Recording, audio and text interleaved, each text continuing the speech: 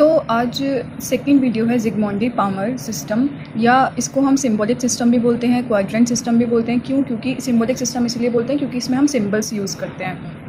Quadrant system भी हम इसको बोलते हैं, हम इसको ग्रिड सिस्टम भी बोल सकते हैं, एंगुलर सिस्टम भी हम इसको बोलते हैं। क्यों? क्योंकि हम इसमें एल शेप सिंबल्स जो हैं उनको रिप्रेजेंट करते हैं। नाउ अब ये किसने दिया? जैसे कि नेम सजेस्ट हो रहा है कि ज़िगमॉन्ड एंड पामर, तो ज़िगमॉन्डी एंड पामर एक ही साइंटिस्ट का नाम नहीं है, दो अलग अलग साइंटिस्ट हैं।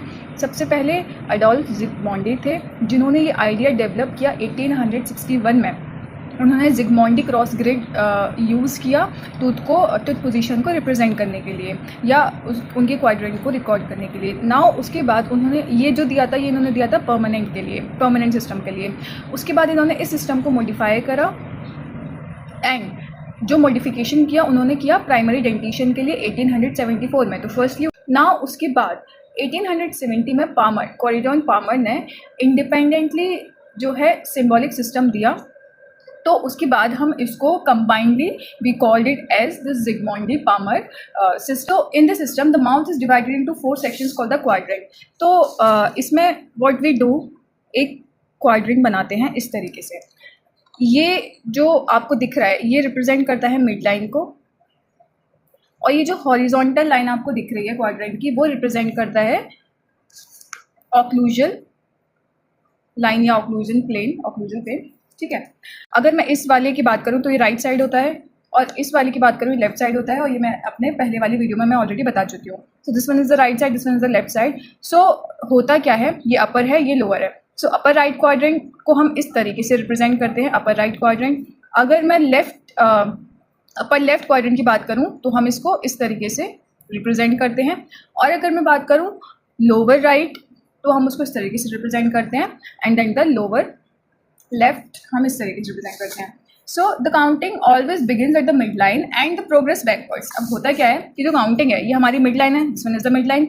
अब इस मिड लाइन से स्टार्ट होती है काउंटिंग, यानी कि जो भी हम रिप्रेजेंट करेंगे, नंबर्स रिप्रेजेंट करते हैं परमानेंट के लिए, एंड हम अपर केस अल्फाबेट्स यूज़ करते हैं हम प्राइमरी के लिए, जो कि हमने यूनिवर्सल ट्रूथ नोटेशन सिस्टम में हमने सेम किया था। But there is a difference कि यहाँ पे हम 1 to 8 रिप्रेजेंट करते हैं। नंबरिंग सिस्टम में वहाँ हम 1 to 32 सारे करते थे, अलग अलग टीथ को अलग एक नंबर दिया गया है। अब द थिंग इज कि हम यहाँ से स्टार्ट करेंगे मिड लाइन से, एंड देन ये बैकवर्डली ये क्या करता है, मूव करता है नंबरिंग सिस्टम। सो अगर मैं परमानेंट डेंटिशन की बात करूँ तो upper case English letters use करते हैं, ठीक है, A to E यूज़ करते हैं A। और अगर मैं परमानेंट डेंटिशन की बात करूँ तो यहाँ पे permanent teeth are numbered 1 to 8 in each quadrant symbols. तो चारों क्वाड्रेंट में जो नंबरिंग सिस्टम है या जो हमारे अपर केस अल्फाबेट्स हम यूज़ कर रहे हैं वो सेम है, लाइक A to E और द 1 to 8। बट डिफरेंस कहाँ आ रहा है? डिफरेंस आ रहा है जो हम सिंबल यूज़ कर रहे हैं उसमें। Suppose for the maxillary right central incisor, maxillary right central incisor की अगर मैं बात करूँ, so upper one is the maxillary right, ठीक है। Now the right one, so right one like this, ठीक है। एंड मैंने बात की थी सेंट्रल इंसाइजर यानी कि फर्स्ट की, तो मैं इसको इस तरीके से रिप्रेजेंट करूँगी, ठीक है। और ये बात हो गई मैं अगर परमानेंट की बात करी, और अगर मैं प्राइमरी की बात करूं तो हम उसको इस तरीके से रिप्रेजेंट करेंगे, ठीक है। The symbols indicate the quadrant and number indicate the position of the tooth from the mid line, ठीक है। यानी कि जो हम सिंबल यूज़ कर रहे हैं, अगर मैं बात करूं कि मैक्सिलरी लेफ्ट कैनाइन की बात करूं अगर मैं परमानेंट में, तो maxillary left canine third one होता है, ठीक है। Central incisor, lateral incisor, canines, premolars and then the molars. तो इस तरीके से हम इसको यूज़ करते हैं। Now the advantages and the disadvantages. Firstly quadrant symbols are same for both and easy to use होता है।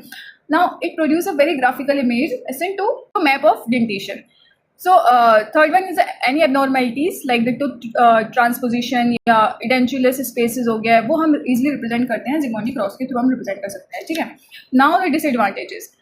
डिसएडवांटेज ये है कि it is incompatible with the computers and a word processing system. Then मैं ये symbols, अगर मैं normal keyboard की बात करूँ तो these symbols are not present in the normal keyboard, ठीक है। So it is difficult to create a symbol using standard keyboards, as if I told you, and it is difficult to use for verbal communication. Obviously, it is, suppose if one has to communicate permanent maxillary right central incisor, then it is not possible to verbally pronounce the tooth designation. Now, the last one, there are more chances of error while designating the side of the tooth. Obviously, it is very confusing, like this one, and so on.